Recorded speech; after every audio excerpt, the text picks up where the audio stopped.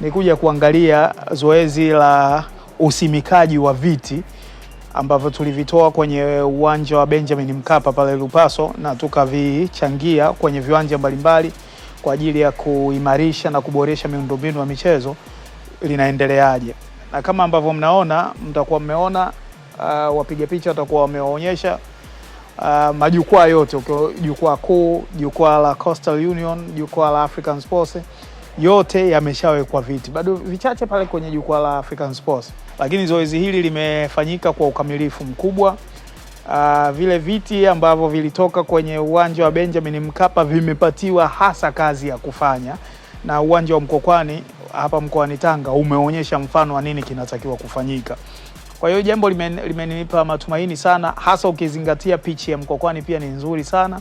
Ukiweka na hiyo majukwaa, kwa sehemu kubwa ukarabati wa uwanja wa Mkwakwani umeonyesha nini ambacho tunatakiwa kifanyike. Kwa hiyo ni rai yangu kwa wamiliki wa miundombinu ya michezo, lakini wadau mbalimbali ambao wanaweza kutuchangia kwenye michezo, waone mfano huu na kuhakikisha kwamba maeneo ambayo wanayafanyia kazi, maeneo ambayo wapo wanatengeneza miundombinu mbalimbali ya michezo, ili vijana wetu wapate mahali pengine pa vipaji vyao walivyowajaliwa Mungu kuwakutanisha na riziki zao. Ukija, moja ya mambo ambayo nafikiri yamenigusa, yamefanyika vizuri sana, ni jinsi ambavyo viti hivi vilitolewa tu, lakini vilivyokuja hapa, yani vilitolewa shagala bagala, rangi tofauti na nini, vilivyokuja hapa watu waungwana wa mkoa wa Tanga, na nikupongeze sana ndugu yangu Nasa kwa kulisimamia zoezi hili kama meneja wa uwanja hapa, wakavipanga kwa rangi. Unaweza kuona yani kuna viti sehemu vina rangi ya orange, kuna sehemu vina rangi ya blue,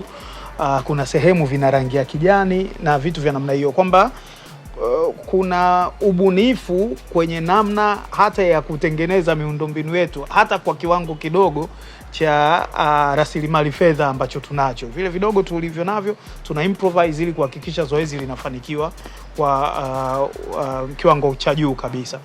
Serikali hii ya awamu ya 6 chini ya Daktari Samia Suluhu Hassan ndio serikali ambayo imewekeza zaidi kwenye upande wa miundombinu ya michezo.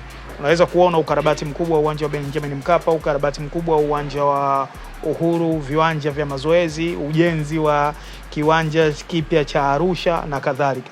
Sasa hivi tuko kwenye mazungumzo kuona namna ambavyo vile viwanja maarufu vya mikoa mbalimbali kiwamo CCM Mkwakwani tunavyoweza kuweka fedha kwa ajili ya kuhakikisha kwamba tunatengeneza inakuwa na kiwango cha kimataifa, kiasi kwamba hata siku timu yetu ya taifa inataka kujisikia kuchezea Tanga inakuwa na kiwango cha CAF.